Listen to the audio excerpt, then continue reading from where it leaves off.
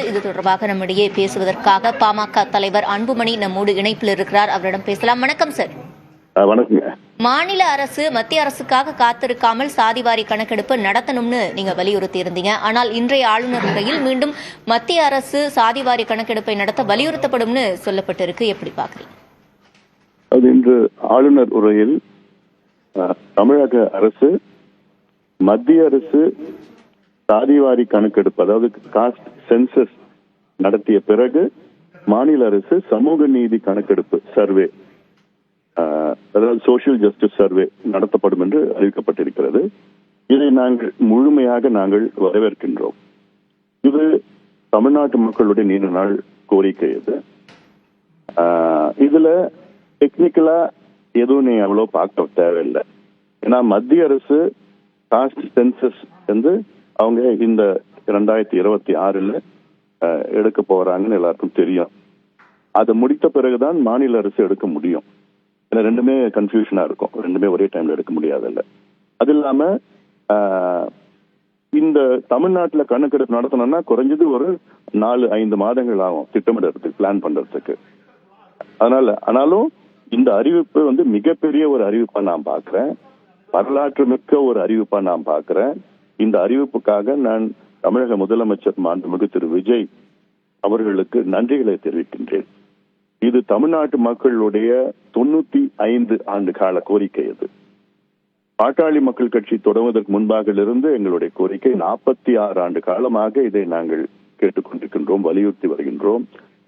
மருத்துவர் ஐயா அவர்கள் தொடக்கத்தில் எம்ஜிஆர் அவர்களை வலியுறுத்தினார், பிறகு கலைஞர் அவர்களை வலியுறுத்தினார், பிறகு ஆளுநர் ஆட்சி நேரத்திலே அலெக்சாண்டர் அவர்களை வலியுறுத்தினார், அதன் பிறகு ஜெயலலிதா அம்மையார் அவர்களை, எடப்பாடி பழனிசாமி அவர்களை, ஸ்டாலின் அவர்களை, அத்துணை முதலமைச்சர்களும் சென்று பார்த்து வலியுறுத்திய பிறகுதான் இன்று முதலமைச்சர் விஜய் அவர்கள் இதை அறிவித்திருக்கின்றார்கள்.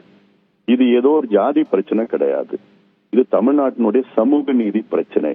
தமிழ்நாட்டில் உள்ள 8 கோடி மக்களுடைய நிலை தெரிந்து கொள்ள நமக்கு நவீன தரவுகள் வேண்டும். அது மட்டுமல்ல, மத்தியில, அதாவது உச்சநீதிமன்றம் வழக்கு இருக்கிறது. தமிழ்நாட்டில், இந்தியாவில் தமிழ்நாட்டில் மட்டும்தான் 50 விழுக்காட்டுக்கு மேல் இடஒதுக்கீடு இருக்கிறது, 69 விழுக்காடு இருக்கிறது. இது 9வது அட்டவணையில் அரசியல் சாசனத்தில் பாதுகாக்கப்பட்டிருக்கிறது. ஆனா இதையும் ரிவ்யூ பண்ணிருக்கிறாங்க, ஜுடிஷியல் ரிவ்யூன்னு சொல்லிட்டு வழக்கு தொடர்ந்து இருக்கிறாங்க. இந்த வழக்கு என்னைக்குன்னா வரும். இது வந்ததுன்னா நம்ம ஜஸ்டிஃபை பண்ணோம், நம்ம கிட்ட 69% அந்த அளவுக்கு இருக்கிறாங்களான்னு சொல்லிட்டு. அதுக்கு ஒண்ணு. ரெண்டாவது, இப்ப இருக்கிற இடஒதுக்கீடு பிரச்சனைகள்லாம் இப்போ இருக்கிற தரவுகளை வைத்து நீதிமன்றங்கள் அதை ஏற்றுக்கொள்ள மறுக்கிறார்கள். எங்களுக்கு நவீன தரவுகள் வேண்டும், மாடர்ன் கண்டெம்பரரி பெர்டினன்ட் டேட்டா வேணும், பழைய டேட்டா வச்சுட்டுலாம் எங்களால கொடுக்க முடியாதுன்னு பல மாநிலங்கள்ல இடஒதுக்கீடுக்கு தடை பண்ணிருக்கிறாங்க. அதிகரிச்ச அந்த எண்ணிக்கையும் வந்து தடை பண்ணிருக்கிறாங்க. நிறைய பிரச்சனைகள் லீகலா இருக்கு. ஆனா நமக்கு மாடர்னா வேணும். மத்திய அரசு எடுக்கிற சென்சஸ் வந்து ஒரு மேக்ரோ லெவல்ல எடுப்பாங்க, தலையை மட்டும்தான் எண்ணுவாங்க. மாநில அரசு, தமிழ்நாடு அரசு எடுத்தாதான் துல்லியமா எடுக்க முடியும். ஒரு 75-80 கேள்விகள் கேட்டாதான் ஒவ்வொரு நபரை பத்தி டீட்டெயிலா எடுக்க முடியும். அந்த டீட்டெயில் தான் கேட்கறாங்க. அதனால மத்திய அரசு எடுக்கிறது ஒன்லி நம்பர்ஸ் தான், மாநில அரசு எடுக்கிறது சோசியல் பேக்வர்ட்னஸ் தெரியும். கோர்ட்ல என்ன கேட்கறாங்கன்னா, ஜுடிஷியரியில என்ன கேட்கறாங்கன்னா, எங்களுக்கு நம்பர்ஸும் வேணும், சோசியல் பேக்வர்ட்னஸும் வேணும். ரெண்டுமே எக்ஸ்ட்ராபுலேட் பண்ணி ரெண்டுத்தையும் நியாயப்படுத்தி கொடுத்தாதான் நாங்க இடஒதுக்கீடு நாங்க தக்க வைப்போம், அதிகப்படுத்துவோம் அப்படிலாம் சொல்லியிருக்கிறாங்க. ஸோ அதுக்கு நமக்கு டேட்டா வேணும். ரெண்டாவது, இது வந்து ஏதோ இடஒதுக்கீடுக்காக மட்டும் டேட்டா கிடையாது.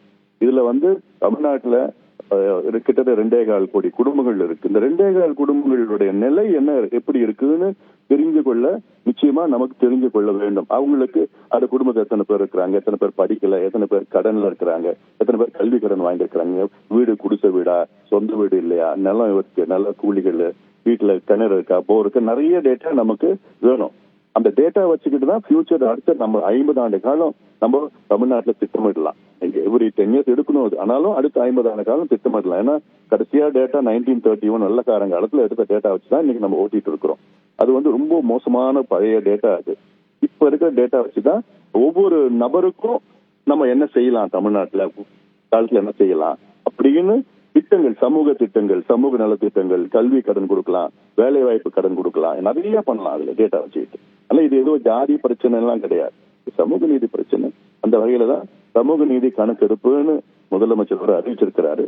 இது இவ்வளோ காலமா எந்த ஆட்சியும் அறிவிக்காத ஒன்று இன்னைக்கு முதலமைச்சர் விஜய் அறிவிச்சிருக்கிறாருன்னா இது வந்து தமிழ்நாட்டினுடைய இன்னைக்கு அறிவிப்பு ஒரு மைல்கல்லை நான் பாக்குறேன். ஒரு பெரிய ஒரு வரலாற்று சாதனையா நான் பாக்குறேன். அறிவிப்பே பெரிய இதுவா நான் பாக்குறேன். ஏன்னா இது நாங்க தொடர்ந்து வலியுறுத்தி அழுத்தம் கொடுத்து எத்தனையோ போராட்டங்கள், நாங்க நூற்றுக்கணக்கான போராட்டங்கள் செஞ்சிருக்கிறோம் இந்த 46 வருஷத்துல.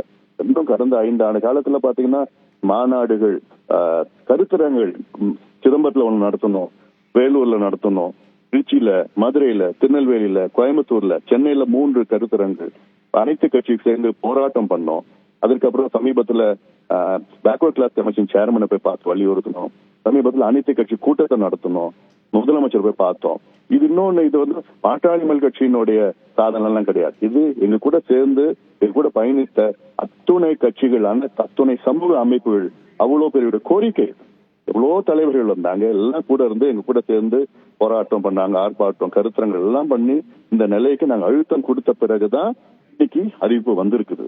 இது தமிழ்நாட்டினுடைய வளர்ச்சிக்காக மிகப்பெரிய பயனுள்ளதாக தரவுகள் இது வரும். நிச்சயமா இன்னும் தொடர்ந்து நாங்க அழுத்தம் கொடுப்போம். தமிழக அரசு நாங்க அழுத்தம் கொடுத்துட்டு தான் இருக்க போறோம். எடுங்கன்னு அழுத்தம் எடுக்கிற வரைக்கும் நாங்க அழுத்தம் கொடுத்துட்டு தான் இருக்க போறோம் நம்ம. ஆனாலும் இது அறிவிப்பு வந்ததே பெரிய ஒரு விஷயமா நான் பாக்குறேன். இவ்வளோ ஆட்சிகள், கடந்த காலத்துல இவ்வளோ ஆட்சிகள் வந்தோம், அவங்க அறிவிக்காதது இன்னைக்கு விஜய் அவர்கள் அறிவித்திருக்கின்றார் என்றால் இது உண்மையிலே சமூக நீதிக்காக ஒரு மைல்கல் நாளாக நான் பார்க்கின்றேன். இணைப்பில் வந்து பதிலளித்தமைக்கு நன்றி திரு அன்புமணி. திரு சி.கு. ராமசாமி சட்டமன்ற பேரவை முன்னாள் செயலாளர் அவர்கள் மறைவு குறித்தும், திரு ஆர்.பி. சௌத்ரி பிரபல திரைப்பட தயாரிப்பாளர் அவர்கள் மறைவு குறித்தும்